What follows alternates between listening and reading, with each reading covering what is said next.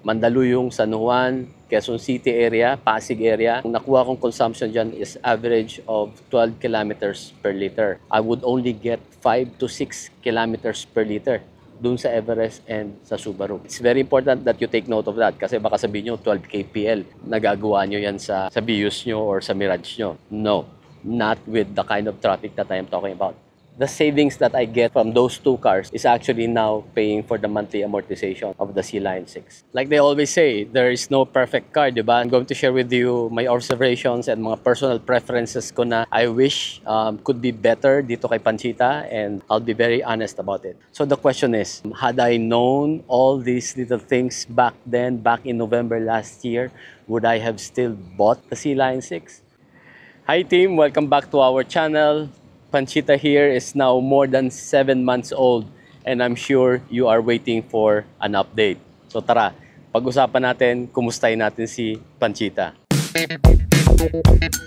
Are you looking for information about the BYD Sea Lion 6? You came to the right channel. Here at Team D TV, we have a dedicated playlist that talks about our journey with our own SL6. We have been documenting our experiences since day one. We talk about its performance and the beautiful things about the SL6, where to buy donut spare tire, how to build your extension cord for the charger, road trips, driving tips, energy and fuel consumption. We also talk about the errors we encountered and how they were resolved so that you can evaluate if the SL6 is the right car for you. Please subscribe and feel free to browse through our channel as your reference. Look for the playlist Our Sea Lion 6. Stay tuned because we will continue to update this playlist as we continue our journey with our SL6. So, konting review lang, especially to those who are new to our channel. So, Panchita is the name of our Sea Lion 6 2025. Binili namin to nung November last year, 2024. And this is already considered model 2025.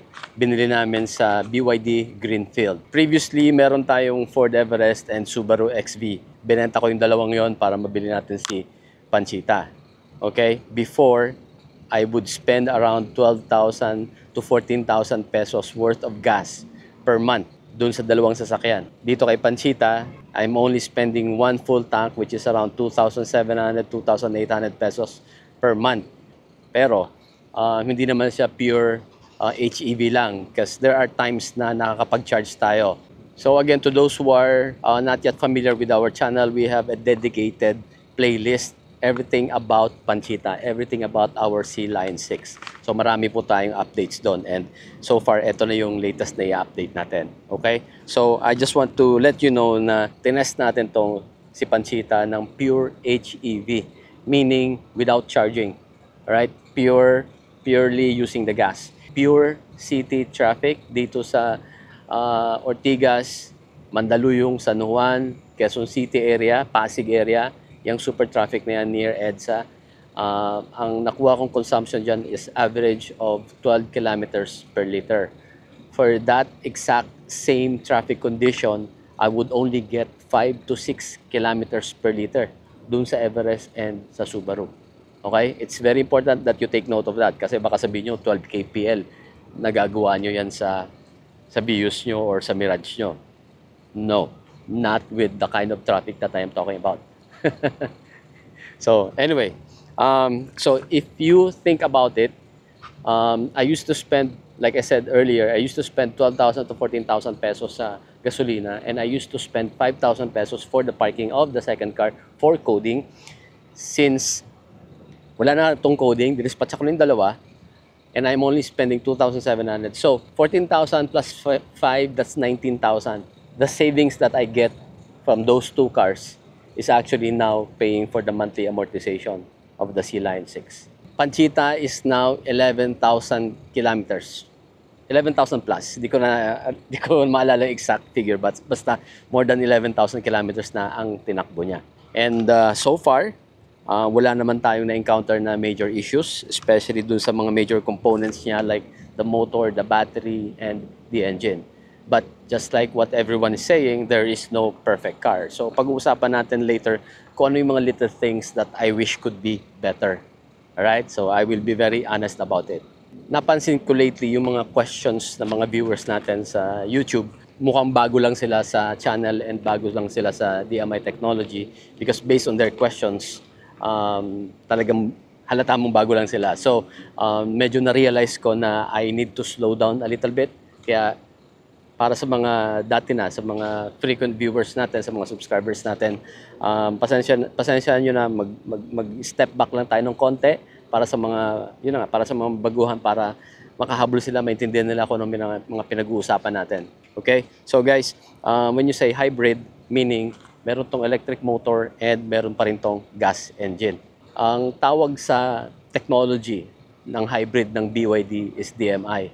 So the DMI technology, yung gas engine niya can run as a generator just to charge the battery. Okay?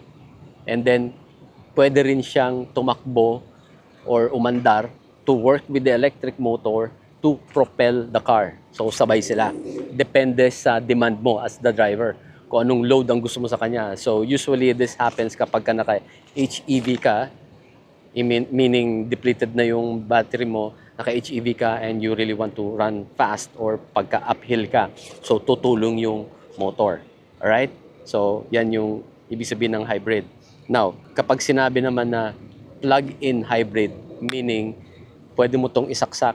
Meron siyang saksakan dito kasi may mga hybrid na hindi plug-in. Alright? Purely umaasa lang sila sa gas engine to charge the battery. This one is plug-in. Meron siyang saksakan dito sa gilid so that you can plug this sa bahay nyo using a portable charger that comes with the unit when you buy. Libre na, kasama, libre na yan ni BYD. Or pwede mo i-plug sa mga mall. Alright? Na so far, sa SM libre pa. Pero sa mga Ayala malls ngayon, may bayad na. Okay?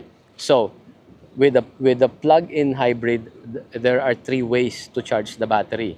Number 1 is regenerative braking. So, pag tumatakbo ka and you start to slow down, para siyang yung mga cage bracket ko dyan, yung bisikleta natin no, na may dinamo na nakadikit sa gulong. So, same concept. Pag nag-slow down ka or pag tumakbo ka with the bike, di ba, pag naka-engage yung dinamo, umiilaw yung ilaw mo. Similar concept. Ito, pag nag-glide ka na, pag cruising ka na lang, nag-slow down ka, magre-regenerative braking siya. So, meaning, habang tumatakbo ka, yung energy mo na consume in running, pwedeng bumalik sa battery. So, that's number 1. Number 2, like I mentioned kanina, plug-in siya, pwede mo siyang isaksak. Number 3, since meron siyang sariling gas engine, sinacharge din siya ng gas engine. Kapag mababa na yung state of charge mo, automatic aandar yung gas engine. Hindi mo kailangang i-switch. Yung computer na magde-decide nun. So, nung binili namin to si Panchita, November last year, wala pa masyadong available na plug-in hybrid dito sa Pilipinas. Okay, karamihan yung usual na hybrid na hindi plug-in. Hindi ko na maalala exactly ano mga ibang brands na available, but yung C-Line 6 talaga yung pinakang popular na plug-in hybrid back then. Pero today, marami ng mga ibang brands na meron na rin plug-in hybrid. Ngayon, kung nag-iisip kang bumili ng plug-in hybrid, medyo marami ka ng pagpipilian. Most of these brands that are offering really nice plug-in hybrid vehicles are mga Chinese brands. Now, kay BYD pa lang, after ng C-Line 6, dumating yung Seal 5. So, yung Seal 5, DMI din yun, plug-in hybrid. And then, dumating din yung Shark. And then, andyan na rin yung Sea-Lion 5. Now, for other brands, nandyan yung Kai X7. It's also a plug-in hybrid. Kakatapos lang natin ng test drive niyan. Abangan nyo po yung vlog namin about it. And then, nandyan na rin si Li Auto. Medyo iba ang technology niya sa DMI, but still plug-in hybrid. Nakapila na rin siya for our next test drive. Abangan nyo rin po. And then of course, marami rin yung mga iba-ibang brands like si Jetour, may X70, si Chery, may iba-ibang model. Alright? But mostly, yung mga magagandang plug-in hybrid talaga na nag-o-offer ngayon, mga Chinese brands. Wala nga lang pa tayong review, although marami na nagre-request ng comparison ng C-Line 6 versus those other brands that I mentioned. Kaya lang, wala pa tayong nare-receive na invitation from them. So, antay-antay lang tayo.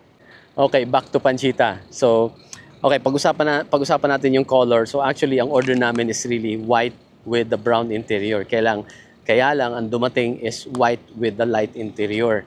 Non-negotiable sa akin yung brown interior. Kaya, ang nabigay sa amin is this Harbor Gray na brown interior. Pero honestly, white talaga ang nagagandahan ako.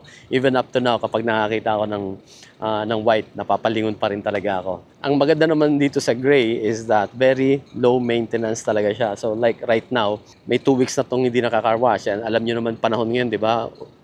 Maya't maya umuulan. So medyo from a distance, feeling nyo medyo malinis.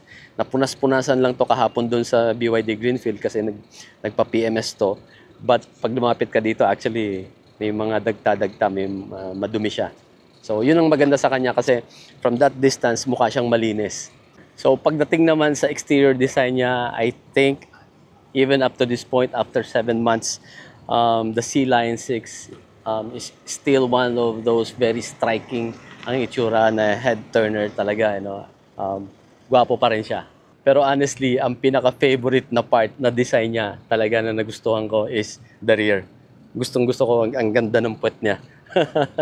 Minsan kapag meron sa unahan ko, hindi ko nakikilala agad na Sea Lion 6 na pala yun. Bigla akong napapawaw pa rin ako. Tapos pag napalapit na ako, ay, Sea Lion 6 pala. Lalo na kapag nakabukas tong ilaw. So, eto na.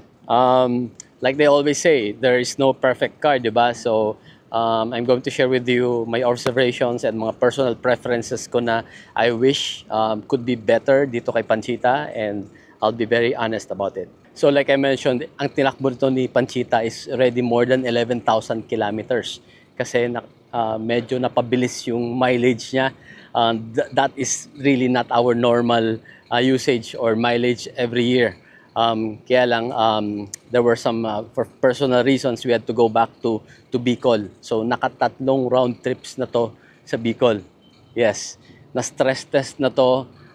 Nakaranas to ng almost 23 hours na drive to Bicol nung nakalipas na Christmas, and then 2 beses pa ulit kaming bumalik. So, napalaban na yung suspension nito. And so far, wala pa rin kalampag. Yung suspension niya still feels solid. Pero yun na nga, one of the things na I wish could be better, siguro mas maganda kung mga 10% stiffer pa. Estimate ko lang. So, siguro kung matigas, konting-konti lang para meron siyang laban para sa mga ganong road conditions going to Bicol. So the suspension was number 1. Number 2 is about the lighting dito sa front. Although the headlamps naman, the LEDs are really strong.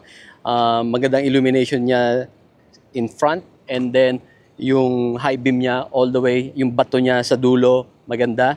Kaya lang I still find it medyo bitin or kulang kasi pagdating dito sa baba, like what I experienced on the way to Bicol, maganda na nakikita mo, no? Approaching ka, nakikita mo yung itsura ng lubak. Makakapag-prepare ka. Pero pag nandito na siya sa'yo, hindi mo na makita, lalo na kapag black, naka-aspalto, sabay umuulan. Hindi mo na masyadong kita dito. So minsan, magkakamali ka ng estimate, akala mo, akala mo mababaw lang, tapos nung malapit na, malalim pala. So, I think it would be nicer kung merong fog lamps dito. Para, yung kasi nakasanayan ko doon sa previous, sa Ford Everest ko, tsaka sa Subaru XV, nilagyan ko actually yun ng mga malalakas na LED na fog lamp na nakatutok sa baba. Para mas, mas confident ako.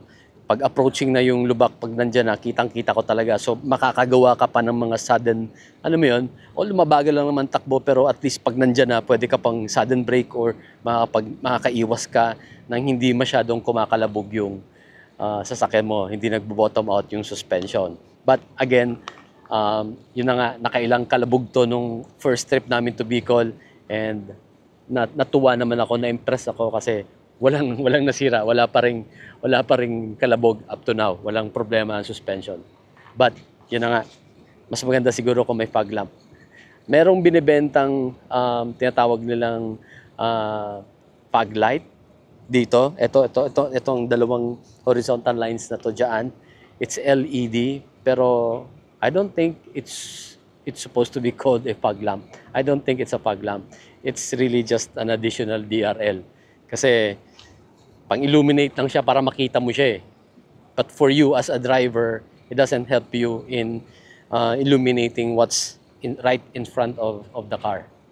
So wala pa akong nakikita sa mga aftermarket, mga accessories na Um, siguro dito, baka pwede ditong lagyan ng fog lamp. Wala pa akong nakikitang ganyang accessory. Okay, the third little thing is yung pagdating naman dito sa running board. Kung napapansin nyo, yung mga previous cars, yung running board natin nandito, di ba? And then, the edge of the door, itong ilalim ng door, parang hanggang dito lang. Sa design ng C-Line 6, isang buo na siya, di ba? Ayan. Ang hindi maganda sa kanya kasi pinapasok siya ng dumi dito. Papasok dyan yung dumi, kaya dito sa side na to, dumihin. So, napapansin ko yung mga bagong cars ngayon, parang pare-pareho sila ganyan ang design. So, I'm not sure since I don't own other brands na ganito ang design, pero I'm just guessing baka they have the same problem. Actually, dito sa baba, meron naman siyang rubber seal. Ito, parang silicone. Pero siguro kailangan ng improvement kasi yun nga, pumapasok pa rin naman yung dumi. Okay, number 4 is the noisy wipers. Nag-vlog na ako nito before. I thought nakuha namin yung solution to the problem. Pinalinis ko to, nilinis sa BYD Greenfield, pinagawa ni Sir Ramir. Baka daw kasi yung dumi ang nagkakos ng nag-skip yung wiper blade, tapos nilagyan ng Gleco na parang lubricant. It worked for probably a couple of weeks, tapos bumalik yung problema. So ngayon, lalo na ngayon na tag-ulan, maya-maya gagamitin mo yung wiper. Actually, pag bagong buhos yung ulan, yung talagang basang-basa siya, okay, dumudula siya. Pero on the third or fourth and onwards na pag-wiper mo, pag tuyo na siya, pag wala na masyadong tubig, ayun, magbabibrate. Pakita ko sa inyo.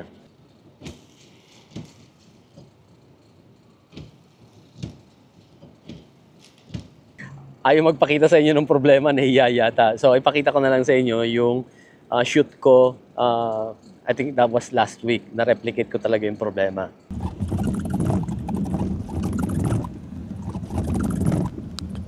So, anyway, sabi naman ni BYD Greenfield, meron silang inoobserbahan na or inaaral na brand na hopefully yun ang makaresolve ng problem. But right now, for me, tolerable to.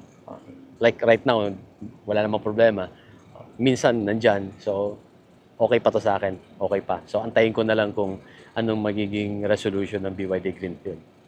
Pagdating naman dito sa loob, isa sa mga gustong-gusto kong feature niya is the seat ventilation, both for the driver and the front passenger. Gustong-gusto ko talaga siya. And yun nga lang, how I wish na sana medyo malakas pa ng konti. Kasi minsan parang katulad ngayon, medyo mainit. Parang nabibitin ako. Hindi ko masyadong ma-feel yung buga. Pag tagal-tagal pa ng konti, tsaka ako na siya ma-feel. So, konti lang. Sana malakas-lakas pa ng konti. Another feature dito sa loob na nagustuhan ko pero medyo bitin is the wireless charger. Ayan. So, meron siyang wireless charger para dito lang sa driver side. Sa passenger, wala. It works naman, but it's not... Ano ba sinasabi niya dito? Wireless charging, 76. It doesn't say na it's fast charging. Yung wattage niya mahina. Okay, so medyo bitin. Now, nung tuwing uwi kami sa Bicol for those 3 round trips that we did, from 100%, pag alis namin ng Maynila, diretso ako naka-Android Auto kasi gamit ko ang maps niyan all the way for traffic advisory, although kabisado ko naman yung kalye. But, so from Manila, 100% ang charge, ang SOC ng phone. Pagdating namin yan sa Bicol, sa Tabaco or Legazpi, nasa 34 na lang. So, how I wish na medyo malakas pa siya ng konti. Kahit man lang makit na mga 70, 80 para pagdating mo sa destination mo, you know, reusable pa talaga yung phone. Kasi pag 30, 34, medyo alanganin ka na nun, maghahanap ka na ng power bank nun. That's why, kung mapapansin ninyo, meron kaming mga cables dito. Ayan. So, ginagamit pa rin namin yung cable. Mas mabilis pa rin sa cable. Especially yung dito sa likod. Mas malakas yung charging power dito sa likod kumpara dito sa front. Pagdating naman dito sa likod, so meron tayong aircon vent din dito. Kapag si Dichi, tsaka yung mga bata, tsaka si Hachi, minsan nagko-complain sila na mahina, kaya nilalakasan ko doon. Ang problema naman, masyado nang malakas doon sa front. Ginaw na si Madam Peya. Tapos dito sa kanila, sakto lang. Pero minsan naman, pag ako naman ang nakaupo dito sa likod, okay naman to sa akin. So, I don't know. buti na rin, maganda, para sa akin okay na merong aircon vent dito. Alright, and then as you guys can see, eto may cable kami dito. So, nakakapag-charge yung dalawa while on the trip. Now, the little thing that I wish could be better or sana dinagdag dito is, sana may option na ma-move forward to itong second row seat. Kasi as you guys can see, ang luwag-luwag talaga dito sa second row. Sobrang comfortable. So, kaya lang for my size, ang luwag-luwag, di ba? I'm 5'6". Pero mo naman ang luwag, oh. Di ba?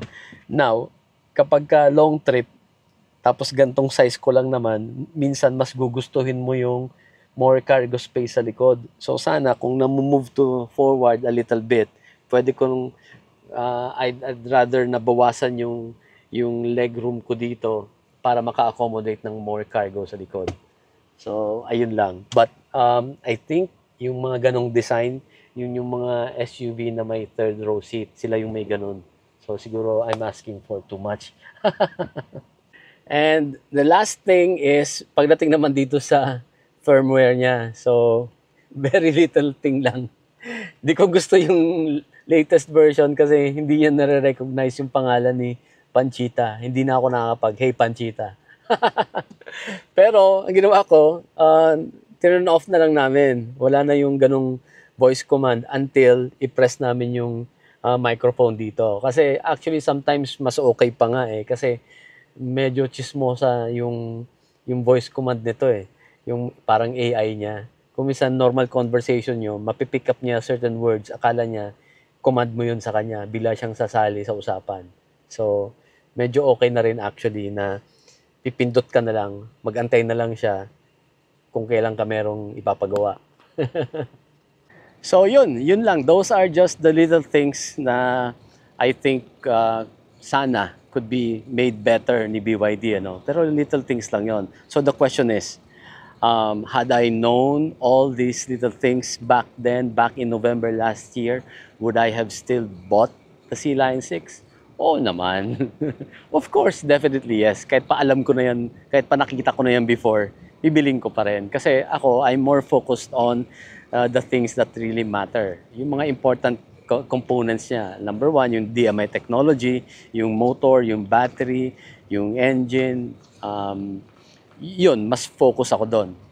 Yung mga iba-ibang creature comfort, minor na lang yan. Sabihin ko nga sa'yo eh, kahit pa siguro nakapawis steering yung bintana yan, yung dipihit pa nung araw, bibiling ko pa rin yan eh. Now, of course, that's an exaggeration, but you get my point, right? I'm very happy with the power of the electric motor, yung performance ng battery niya.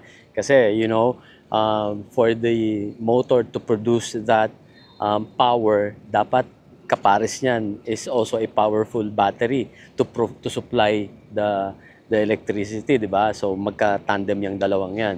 And also the power of the 1.5 gas engine. And yun nga, although how I wish that the suspension is a little bit stiffer, pero still, believe ako, up to now, walang kalampag. And even the interior, yung dashboard niya, yung mga internal components niya, wala pa ring rattling up to now, even after 3 round trips to Bicol. I am very happy with the DMI technology, the fuel savings that it gives me. Like I mentioned, halos mga 3,000 na lang per month ang nagagastos namin sa gasolina. Meron din tayo, of course, konting issue before, like yung misaligned yung headlight niya. Yung low beam tsaka yung high beam, masyadong malaki yung discrepancy. So, pina-adjust natin yun sa BYD Greenfield. Ang nangyari kasi, low beam tsaka high beam, pag nag-high beam ka, masyadong ang layo ng bato. Ngayon, di ba, alam naman natin, yung housing ng headlight, na-adjust yan, di ba? Even for other cars. Na-adjust yan. Kaya lang, yung adjustment niya, sabay. So, pag binaba ko, para nasa tama yung headlight, masyado namang mababa yung low beam. Pag tinaas ko naman para tama yung low beam, yung high beam naman, sobrang taas na. So, kaya pina-adjust natin sa BYD Greenfield. Meron pa siyang isang adjustment dyan sa loob na ayokong pakialaman kasi under warranty pa naman. Pero siguro kung yung mga previous cars ko to na second hand, kaya kong kalikutin. So anyway, pinagawa natin kay BYD Greenfield. So naibaba, ngayon okay na siya. So I don't call that an issue. Okay? As long as nandyan yung kasa, nandyan si BYD Greenfield, kaya na lang ayusin, walang problema. Another issue na medyo controversial is yung lumiliko daw, hindi aligned yung gulong. So, karamihan sa mga nababasa natin noon, lumiliko daw sa kanan. Ang sa akin naman, lumiliko sa kaliwa. Pero konting-konti lang. Na to the point na actually, hindi ko napansin eh. I mean, napansin ko pero not to the point na i-complain ko. Kaya lang, nadala rin ako sa mga nababasa ko, o baka nga naman may issue. So, gaya-gaya din ako. Inantay ko yung sa first PMS, dinala ko ulit sa BYD Greenfield and sinabay ko nga sa PMS and pinacheck ko sa kanila. Na-align naman nila na naayos. Okay? But yun nga, mayroon naman akong vlog separately about it. Pinakita ko naman sa inyo. Hindi naman, wala ka namang makukuhang kotse na talagang sobrang diretso tuwid na tuwid. So, na-fix naman yun ni BYD Greenfield and it's no longer an issue for me. So, I'm happy with it. And yes, so the last part here in my list, sorry may kodigo ako kasi ang haba eh. Hindi ko kayang i-memorize lahat eh. So that's all about Panchita, that's all about the car. Now, kumusta naman yung after sales ng BYD? So yeah, like I mentioned, I'm very happy with the after sales support and service ng BYD Greenfield. I think one of the biggest assets ng dealership na yan is yung director nila, yung GM, si Sir Ramir. Kasi he is a very technical guy, hands-on, sumasali talaga siya sa troubleshooting. And since I'm also a tech guy, I mean, mahilig ako sa maintenance ng kotse, nagkakaintindihan kami, so napapaliwanag niya sa akin kung ano yung mga troubleshooting steps niya, kung anong procedure. So gusto ko yon na, alam mo yun, walang BS na bubulahin ka, kesyo ganito, ganyan. Straight, sabihin sa'yo kung anong issue and kung anong gagawin and all that. So far, wala tayong problema in terms of support after sales service. And also, yung iba sasabihin nila yung sales agent daw nila after mabenta, hindi nila mahagilap, hindi na nila makausap. Ako, I'm still very well in touch with Sean Lee. Pero syempre, iniiwasan ko na rin hanggat maaari na guluhin siya kasi balita ko, mapopromote na yung tao. So, ayun, nagiging busy na rin siya. Pero, every time na meron ako importante talaga itatanong sa kanya, mamaya sasagot naman siya. So, still very much in touch. Hindi ako iniiwan ng sales agent ko hanggang ngayon. So, that's all about the C-Line 6 and BYD's after-sales support. Pag-usapan naman natin saglit yung mga upgrades. So, okay, alam naman siguro ng karamihan sa inyo, naka-full PPF tayo, sponsored ni Invitec. So, honestly, bago ko nakilala si Invitec, super honestly, hindi ako masyadong naniniwala sa PPF. Kasi nababalitaan ko 150, 180,000, yung iba more than 200. Sabi ko, ano yun? Sobra namang mahal. Makapagpa-repaint na ako ng sasakyan. 'Di ba? Ano man na maging damage diyan, hindi ako gagastos ng 150, 180,000 or 200,000. Mapapa-repaint ko na yan, mapapahilamos ko na yan kung gugustuhin ko sa ganung amount. Pero nung nalaman ko yung presyo ni Invitec, talaga? And then, after yung mga, sinare ko naman sa inyo, di ba? Na overspray to. By the way, guys, na-trace na namin. So may vlog ako na ulanan to ng pintura nung umuwi kami ng Bicol. Tapos na-trace namin, hindi naman pala dun sa Bicol nangyari or on the way to Bicol. No, dito pa pala. Alam na namin kung saan na-trace na namin. Yung flyover dyan sa may Mandaluyong, may gumagawa. Mga loko rin yung mga yon. So pagdaan, doon daw tumilamsik. Ang nagda-drive nun sila Madam Pea at saka si Achi. So doon namin na-trace. But anyway, those are the things that you cannot control, di ba? Those things can really happen. So buti na lang, ayan, may PPF and pinagtsagaan ko rin, natanggal. Tapos with the car wash boy, tinulungan ako. Natanggal naman. Pero siguro kung walang PPF, kumapit yun sa pintura, I don't know, baka nagpa-buffing na ako. Or, I don't know, kung baka umabot sa point na kailangan ni magpa-repaint. And then, so, dun pa lang medyo sulit na, di ba? Mag-inquire na lang kayo sa Invitec kung gusto niyo malaman yung presyo. Pero sinasabi ko sa inyo, mura. Malayo dun sa mga iniisip nyo or katulad ko na akala ko nung ganun pala kamahal. Oh my God. Sige, it's below 100K. So, yung mga ganyang hassle, masusulit ka na. Yung isa naman, may kakilala ko na nagasgas. Buti na lang may PPF. Yung pagkagasgas hanggang PPF lang, hindi umabot sa body. So, pina-PDR kasi lumubog, karoon ng dent. Pero yung pintura, hindi na damage. So, thanks to the PPF. So, kung nagasgas yung pintura, magpaparepaint ka, like I always mention, kahit papunta ka sa pinakamagaling na pintor na kilala mo, mahirap habulin ng original. Okay? So anyway, so PPF. Second upgrade natin is the ceramic tint. Isa rin to. Like, guys, I always tell you, I'm a very practical person. Hindi ako basta-basta naniniwala o sumasabay sa mga uso-uso lang. So, isa rin yung ceramic tint na yan. Hindi ako believer din yan dati. Okay? So, nung nilabas to, meron tong free tint from the casa. Ordinary tint lang naman. So, nung tumakbo na kami, medyo napansin ko na medyo mainit. Okay? Pero, sabi ko, gagastos ba ako? Sagarin na lang kaya natin muna yung libreng tint, tsaka na tayo mag-upgrade. And buti na lang, again, in-sponsor tayo ni Invitec.